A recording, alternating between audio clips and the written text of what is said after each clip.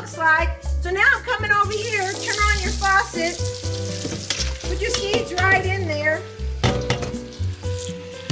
And then I'm gonna start breaking that up, get the seeds loose from the pulp, and then I'm gonna collect the seeds in there, then I'm gonna put them seeds in some salt water.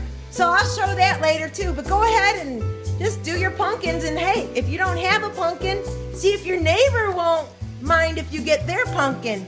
I bet they don't mind. Well, go find one somewhere. Bye-bye. Well, there you go. I got the seeds and I added kosher salt. I put about 3 tablespoons in there, then I stirred it up. Then I took my finger, believe it or not, mighty salty, it tastes good.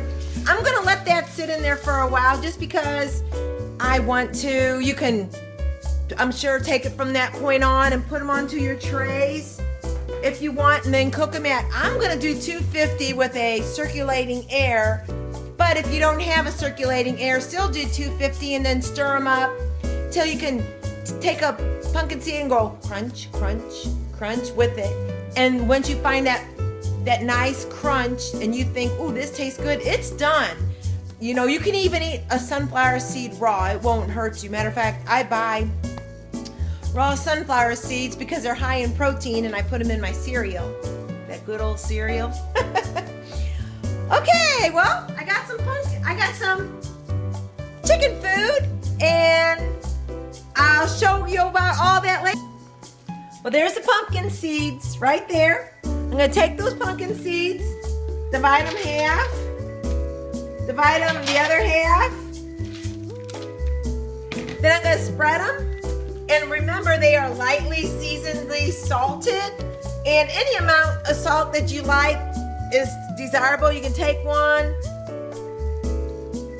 I like that seasoning. So anyway, spread them. Then I'm gonna bake them 250 for about 3 hours, 2 hours. Just, I'll check them and stir them up like so. And when they'll get white, because the salt will come out. And as they get more done, they get crispy. So with that, again, I'm just gonna let them cook. So there they are.